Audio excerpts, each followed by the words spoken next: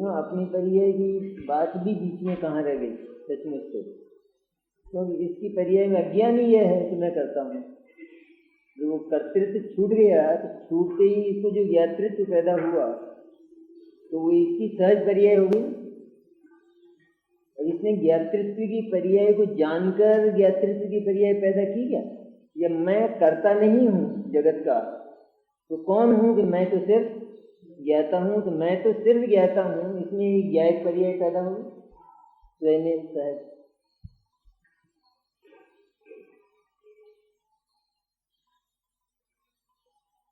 कर्तृत्व का अर्थ को ममत्व होता है।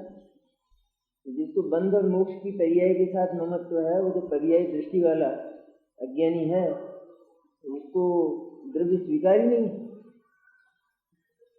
तो उसको बंदी होगा, मोक्ष नहीं होगा, तो उसने द्रव्य का तिरस्कार किया ना। पर्याय के प्रति ममत्वशील होकर उसने द्रव्य का तिरस्कार किया। तो जब होना ये चाहिए था कि उसकी पर्याय ममत्व द्रव्य में करती, क्योंकि पर्याय ममत्व करने लायक होती नहीं। तो जिसने आत्मा को बंध और मोक्ष वाला माना तो वो आत्मा के स्वरूप को भूल गया, क्योंकि जब आत्मा को देखा जाता है तो उसमें बंध ही नहीं मिलता तो उसमें मोक्ष भी नहीं मिलता। ऐसा आत्मद्रव्य है। ऐसे आत्मद्रव्य के साथ ममत्व करे, उसकी श्रद्धा करे, उसकी अनुभूति करे तो पर्याय सहज हुई। या मैं अनुभव करूंगा, मुझे अनुभूति करना है, इस तरह अनुभूति होती है, या मैं ज्ञायक हूं इस तरह अनुभूति होती है। इससे निरपेक्ष नहीं हुआ। तो पर्याय को एकदम अपन फेंक देना चाहते हैं तो वो ठीक थोड़ी जाएगी पर्याय, क्योंकि धंधा व्यवसाय बिजनेस सारा पर्याय में होना है मोक्ष का। लेकिन क्योंकि वो पर्याय मोक्ष मार्ग में सिर्फ जानने लायक तो होती है पर ममत्व करने लायक नहीं होती। पर्याय के ममत्व से पर्याय आती नहीं है। वह पर्याय नहीं आती है कि जो हम चाहते हैं, वह पर्याय नहीं जाती है कि जिसको हम समाप्त करना चाहते हैं। पर्याय के ममत्व, द्रव्य का ममत्व किया जाए तो जो पर्याय हम चाहते हैं वो आ जाती है। तो वस्तु ऐसी है ना, आत्मद्रव्य ऐसा है, एक बार उसका निश्चय हो जाए तो फिर उसमें बंध भी नहीं मिलता और उसमें मोक्ष भी नहीं मिलता है। उसके स्वरूप को नहीं जानने पर बंध पैदा होता है। उसके स्वरूप को नहीं जानने का नाम बंध है। तो आत्मा बंध नहीं है, आत्मा बंध स्वरूप नहीं। और जब बंध पैदा हुआ तब मोक्ष का नंबर आता है। आत्मा में बंध है कहाँ? चारों ओर से कोई घिरा हुआ है किसी से। आत्मा किसी ने आक्रमण कर रखा है, किसी ने घेरे में ले रखा है, उसके भीतर कोई दखल देता है। अनंत गुणात्मक एक शुद्ध सत्ता है कि जो जैसी सदा से है वैसी की वैसी, वही की वही, न केवल वैसी की वैसी, वैसी की वैसी भी कहें तो कारण पर्याय आ जाती है, तो वही की वही रहने वाली है, ऐसी चैतन्य सत्ता है। विकार केवल पर्याय में होता, आत्मा जी में क्या विकार है? सिर्फ जानने मानने जितना तो है।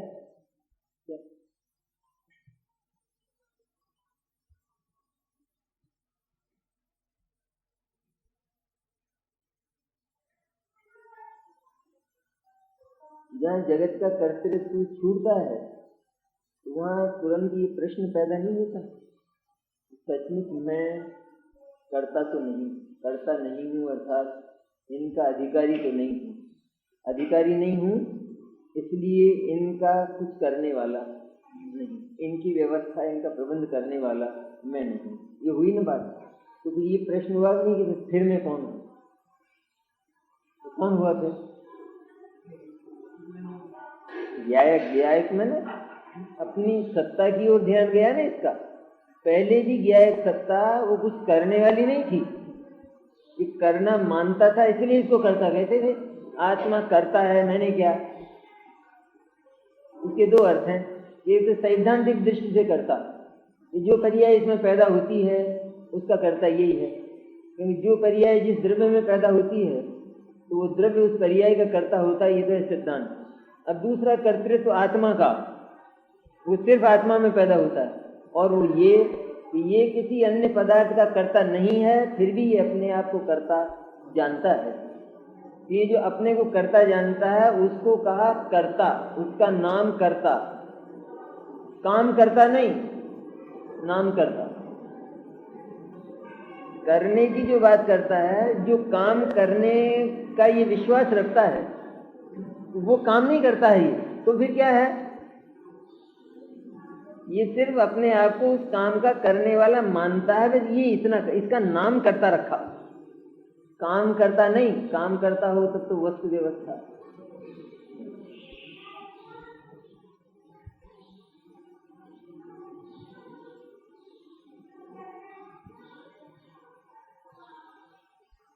सर्वशुद्ध ज्ञान अधिकार है, 2 गाथाएं हैं, उसमें अज्ञान का महात्म्य बताते हैं, लोकव्यापी महात्म्य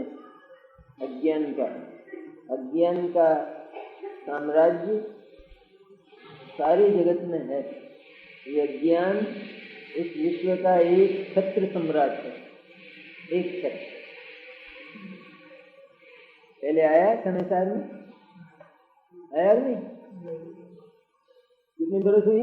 आत्मा को बैल की तरह से हाँकता है।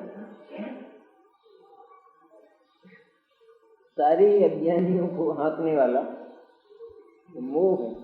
और अज्ञानी कौन है? कौन है अज्ञानी?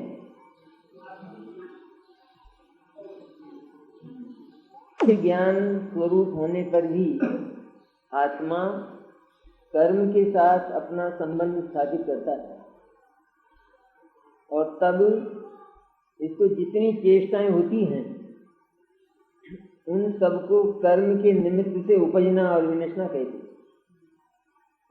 इसका जितना काम होता है वह सबका सब वहां भी है कर्म निमित्त। इसने क्या माना है कि मेरी ये जितनी चेष्टाएं हैं ये सबकी सब कर्म के निमित्त से होती हैं। इस तरह इसने कर्म को अपना कर्ता माना। कहता है शब्द निमित्त, मेरी जितनी चेष्टा होती है, ये जितना मेरा मिथ्या दर्शन, मिथ्या ज्ञान, मिथ्या चरित्र है, ये कर्म के निमित्त से होता है। अज्ञानी ऐसे ही बोलता है शास्त्र की भाषा में। क्या होता तो है, उसमें निमित्त कर्म तो है, लेकिन वो कर्म के निमित्त नहीं होता। उसमें कर्म निमित्त है, लेकिन कर्म के निमित्त से वो नहीं होता, क्योंकि मिथ्या दर्शन आदि रूप जो परिणमन है वो आत्मा का निजी परिणमन है, और वह 100% इसकी मेहनत से होता है, कर्म की मेहनत से वो नहीं होता है।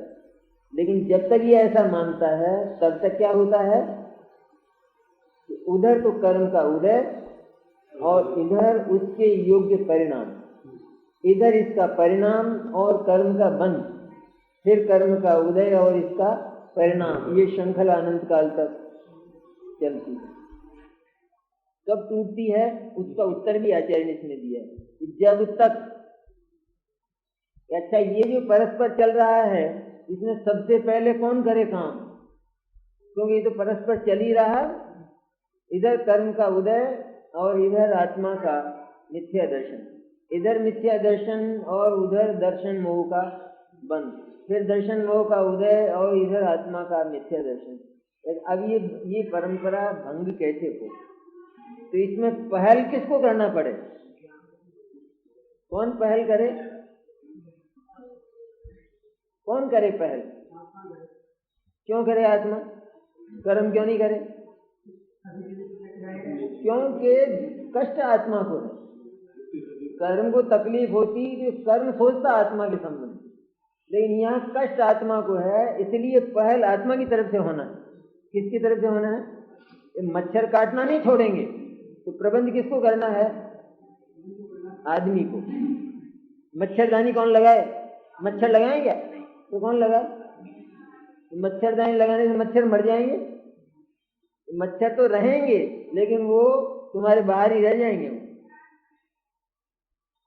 इस तरह पहल जीव की तरफ से होना है। इसलिए इतना सुंदर आचार्य ने कहा इसमें कि जब तक जीव प्रकृति के निमित्त से उपजना विनशना नहीं छोड़ता, तब तक वो मिथ्या दृष्टि और अज्ञानी है। इसलिए जीव को जिम्मेदार बताया। निमित्त नैमित्तिक भाव दोनों ओर से बनने पर भी पूरा का पूरा उत्तरदायित्व आत्मा का है। गाथा में देखो, चेतक अर्थात आत्मा प्रकृति के निमित्त से उत्पन्न होता है और नष्ट होता है। ये भी एक व्यवस्था हमने लोक में देखी है। जितना भी अज्ञानी जगत है वह कर्म के उदय होने पर उस तरह के परिणाम करता है, उस तरह के परिणाम करता है तो पुनः कर्म का बंध होता है। इसको कर्म के निमित्त से, प्रकृति के निमित्त से उत्पन्न होना नष्ट होना, प्रकृति शब्द दिया ना आचार्य ने, क्यों दिया है? तो प्रकृति शब्द जैनेतर दर्शनों में बहुत आता है। प्रकृति और पुरुष, ये दो बातें वहां पर आती हैं, इसलिए आचार्य यहाँ भी कहते हैं प्रकृति। हम भी ये मानते तो हैं कि जीव का जो उत्पाद होता है मिथ्या दर्शन अज्ञान रूप, अथवा मिथ्या दर्शन अज्ञान आदि का जो व्यय होता है, तो उसमें प्रकृति निमित्त है।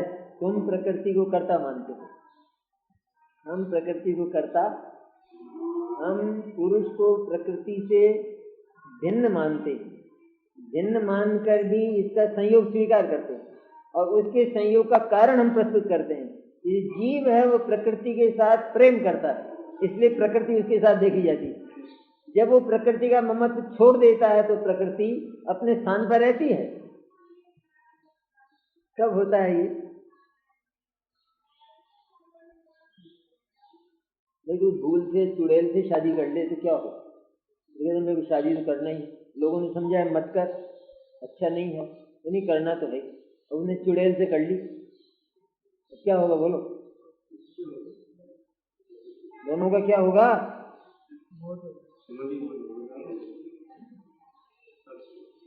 अपन ने थोड़ी की चुड़ैलों से।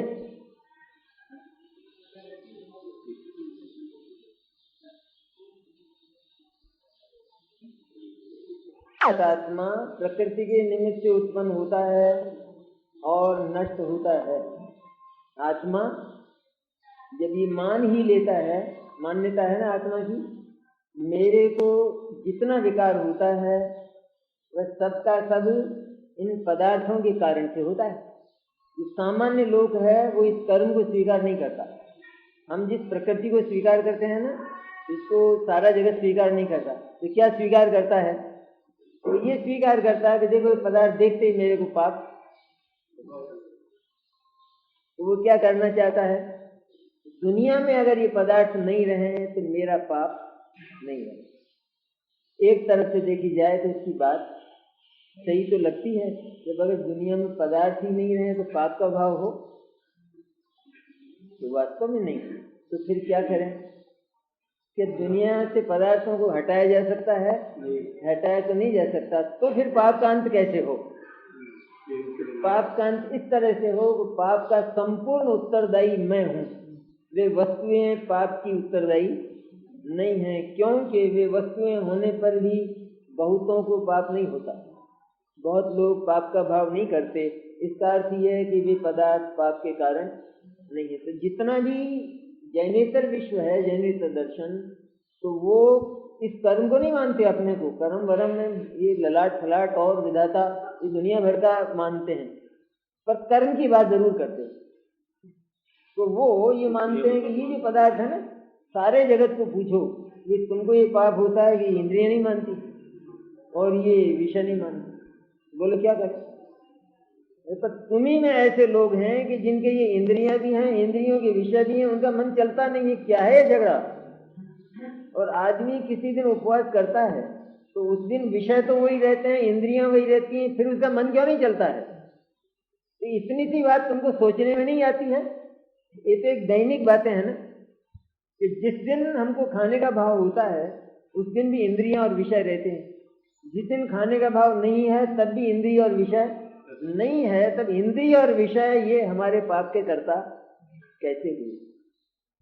अब दूसरी बात कि जिसने ये माना कि मेरा पाप तो इनसे ही पैदा होता है, तो उसे उनको देखते ही पाप पैदा होगा। क्या ये कह रहे हैं आचार्य, जिसने ये माना कि ये पदार्थ मेरे पाप के कारण है, ये इंद्रियां मेरे पाप के कारण है, तो उसको क्या होगा कि उसको उन पदार्थों के सामने आते या तो सामने नहीं आते हुए भी उनके विकल्प मात्र से पाप का परिणाम पैदा हो जाएगा। और वो तब तक होता रहेगा कि जब तक वो ये नहीं जानता कि ये मेरे पाप के कारण नहीं। उसने ये जाना कि ये मेरे पाप के कारण नहीं है, तो पाप का अंत होना शुरू हो। उसने ये जाना कि ये मेरे पाप के कारण है, तो पाप बराबर चलता रहेगा। इस स्वर में आचार्य कह रहे हैं जब तक जीव प्रकृति के निमित्त, वैसे जितने भी जगत के लोग हैं वे भले ही इस कर्म को स्वीकार नहीं करें भले, तो भी उन पर कानून यही चलेगा कि उनको भी जितना परिणाम होगा वो सारा का सारा कर्म के उदय से ही होगा। तो जिसने उन इंद्रियों के विषयों को पाप का कारण माना, तो उसने इस कर्म को भी पाप का कारण मान लिया प्रकारांतर से, भले ही वो इसको जानता नहीं, क्योंकि पर पदार्थ को पाप का कारण माना ना। तो जिसने पर को पाप का कारण माना उसने सारे लोकालोक को पाप का कारण मान लिया, इसलिए उसमें कर्म भी शामिल है। ये कर्म को नहीं मानता तो इसको कर्म नहीं बनता होगा और फिर कर्म का उदय नहीं आता होगा। ऐसा दुनिया में ऐसे बहुत से लोग हैं कि जो कानून की व्यवस्था को जानते नहीं, और अनेक लोग ऐसे हैं कि जो उसको स्वीकार करते ही नहीं। उनको ये कहा जाए कि देखो भाई कानून ऐसा है, बोले हमसे कानून की बात मत करो, कानून वानून हमारे लिए कुछ नहीं, तो उन पर कानून लगेगा कि नहीं लगेगा। तो तुम कानून जानते हो, हम कुछ नहीं कानून जानते, हम कानून की बात मत करो हमारे सामने, तो कानून नहीं लगेगा उन पर। तो जो कर्म को स्वीकार नहीं करते हैं तो उनको कर्म बंधेगा नहीं। ये तो वस्तु व्यवस्था की सच्चाई है। जो इस बात को जान लेगा तो वो निश्चित रूप में मुक्ति का उपाय कर लेगा। लेकिन जो इस कर्म को जानता ही नहीं है तो मुक्ति का उपाय भी, क्योंकि वो पदार्थों को कोसेगा, दुनिया के पदार्थों को कोसता रहेगा और पाप का अंत कभी होगा नहीं। इसलिए प्रकृति के निमित्त से उपजना विनशना किसको कहा कि उन पदार्थों को निमित्त बनाकर, अर्थात निमित्त बनाकर मैंने उन पदार्थों के प्रति लक्ष्य करके यह मानना ये पदार्थ मेरी ये जो दुर्वृत्तियां हैं, दुर्वासनाएं हैं, इनमें कारण हैं। ये तो लौकिक बात हुई। इसी तरह यहाँ जैन आंगन में आकर ये मानना कि मेरी सारी वृत्तियों का कारण कर्म है, इसलिए आएगा आगे। कर्म ही खिलाता है, कर्म ही पिलाता है, कर्म ही सुलाता है, तो कर्म ही सब कुछ करता है। जो ऐसा मानता है वो ज्ञानी। नाम है उस दर्शन का। जो दर्शन ऐसा मानता है कर्म ही सुलाता है, कर्म ही पिलाता है, जीव को सब कर्म ही करता है, तो वो ऐसे मत वाला है। इसी तरह यहाँ कि आत्मा और जब मोह का उदय होता है तो क्या होता है, कर्म के निमित्त उपजना विनशना में जिसमें कर्म का उदय होता है तो जीव को वो दिखाई नहीं देता है। कर्म की सत्ता हम आगम, तर्क और अनुमान से स्वीकार करते हैं, और आगम, तर्क और अनुमान ये सम्यक ज्ञान है, इसे ऐसा नहीं अटकल से स्वीकार करते, वो बराबर स्वीकृत होती है कर्म की सत्ता। तो कर्म आत्मा के साथ आता है, उसकी उदय रूप दशा भी होती है। तो उसकी उदय रूप दशा में क्या होता है, क्या वो आत्मा कर्म के संबंध में सोचता है? कर्म के संबंध में नहीं सोचता है। उदय होता है कर्म का और उसका ममत्व होता है इस दृश्यमान जगत का। क्या होता है? उदय तो है भीतर आत्मा में कर्म का। उदय किसको कहते हैं? एक विशिष्ट प्रकार का परिणमन। जैसे किसी आदमी ने जहर खाया और वो जहर तत्काल जाकर प्रभावशील नहीं हुआ, लेकिन 2 मिनट के बाद उसका एक विशेष परिणमन शुरू हुआ। ठीक है, 2 मिनट तक नहीं हुआ, 2 मिनट के बाद एक विशेष परिणमन उसका शुरू हुआ। तो उधर उसका विशेष परिणमन शुरू हुआ, इधर इसको इसको सारा बनाव बन गया, उल्टी हो गई और हो गई, चक्कर आ गया, इस तरह भीतर क्या होता है, अनादि से ही अनंत काल तक आत्मा सर्व विशुद्ध सत्ता है। उस आत्मा को नाम दिया सर्व विशुद्ध ज्ञान। आत्मा का नाम ज्ञान है। आत्मा के नाम से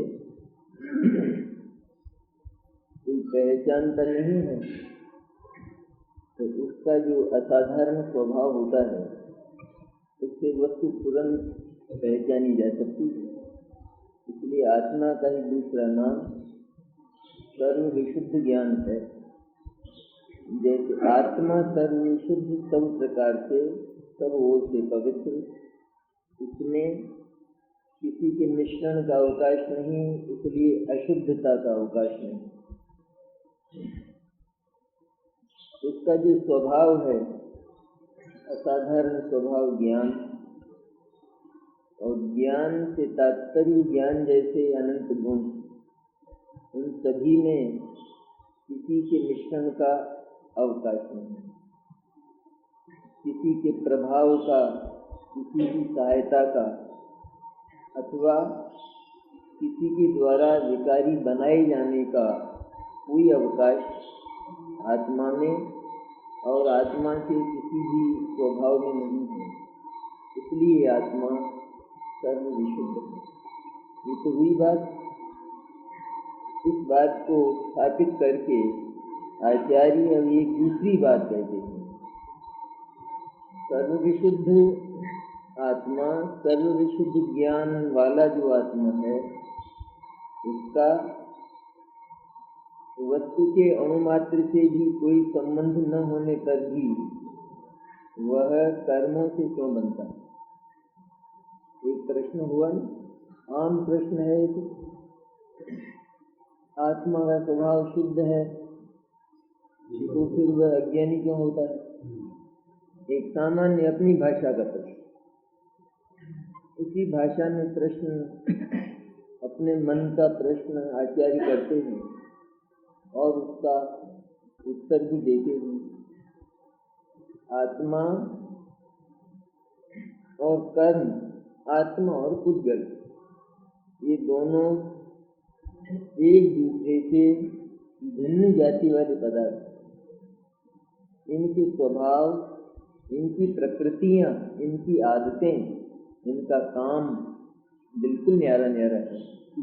ये रहते भी बिल्कुल न्यारी न्यारी हैं, कोई संबंध इनका परस्पर नहीं है।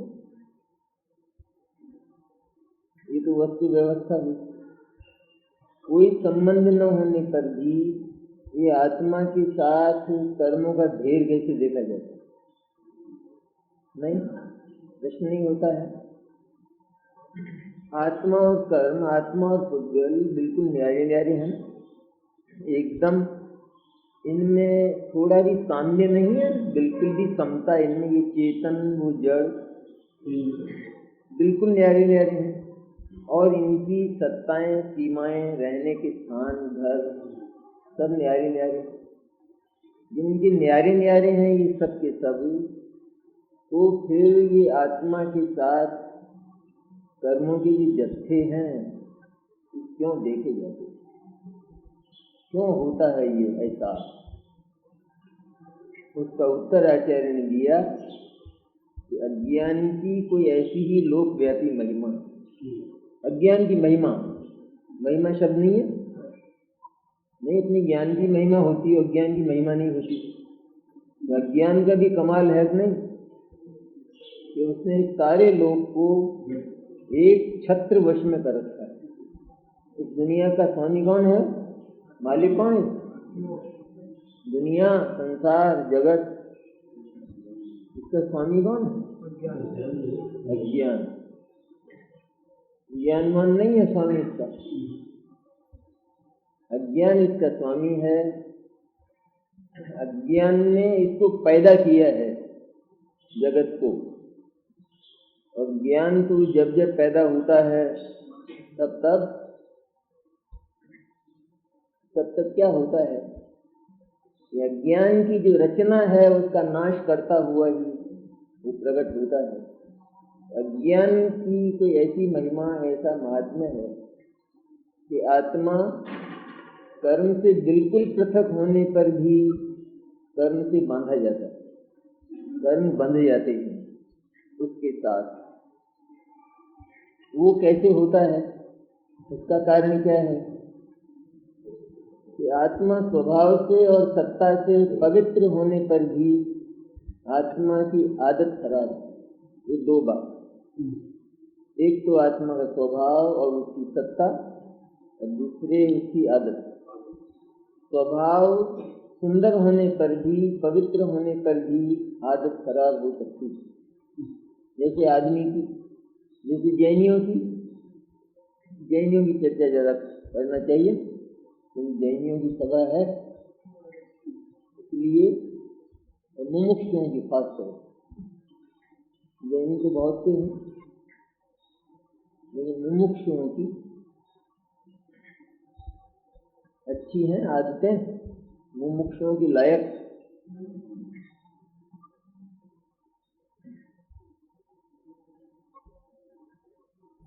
आलू गोभी खावे, सिनेमा जावे, टीवी देखे, ये मुमुक्षुओं की आदतें हैं नहीं।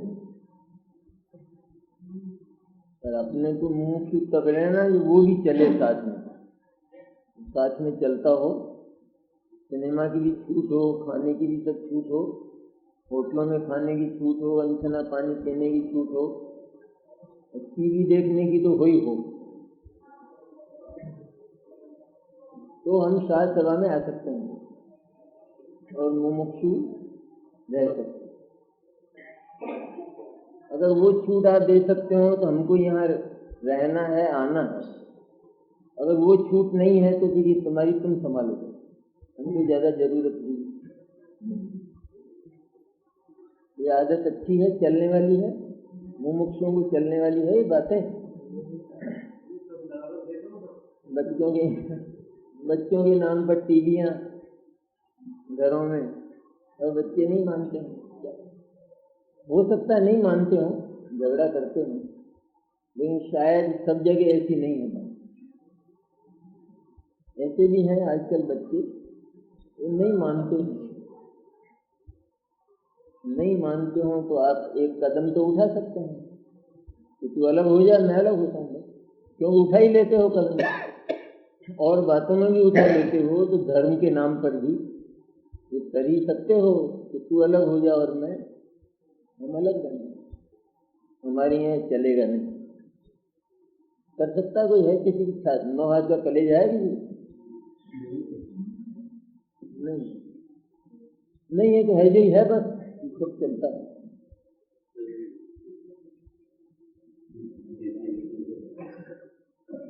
और बातों में सब झगड़ा करने को तैयार, धर्म के नाम पर तो सब वो मानता नहीं। अब देखना खुद को है बड़े प्रेम से।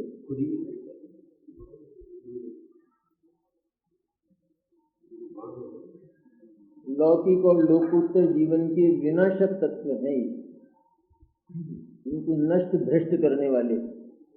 लेकिन फिर भी जैनियों की क्या बात की जाए, मुमुक्षों की है चर्चा। ये तत्व ज्ञान का फतवा लेकर चलते हैं। तत्व की बहुत रुचि है हमको। अतिथि को शराब पीने वाले से आता है, पिलाना है, हाँ शिक्षा मिलती है, शिक्षा मिलती है। ईमान धर्म से कोई बताए किसी ने शिक्षा ली आज तक? एक भी आदत छोड़ी गई? स्वास्थ्य के ही प्रकरण जैसे उसमें आए हों कभी, तो स्वास्थ्य के प्रकरण में एक भी बात छोड़ी हमने?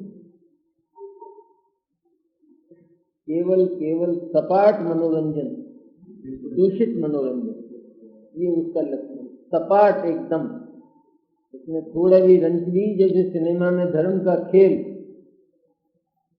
ये बिल्कुल ठगी और झूठ है। बिल्कुल धर्म का कोई खेल होता ही नहीं।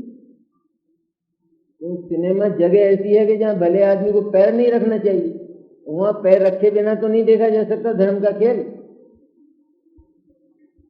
ऐसी जगह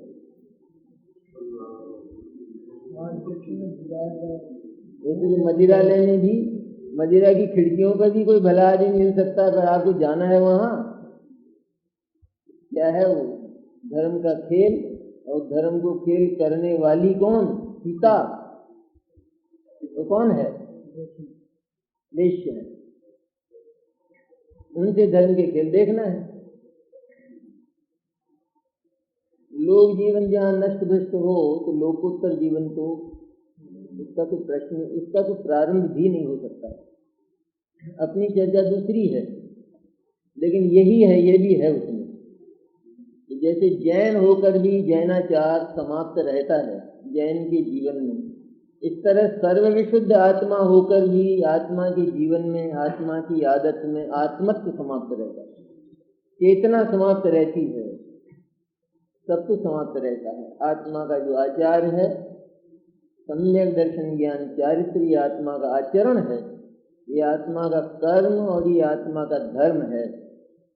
आत्मा जैसे दर्शन ज्ञान चारित्र स्वरूप होकर भी दर्शन ज्ञान चारित्र रूप जो कर्म है उसका पवित्र, उसको नहीं समझता, उसकी आदत बिगड़ जाती है और सदा से ही बिगड़ी हुई है। ये बिगड़ी हुई आदत कैसे पैदा होती है? कैसे होती है? तो जब आत्मा से भिन्न विषयों के साथ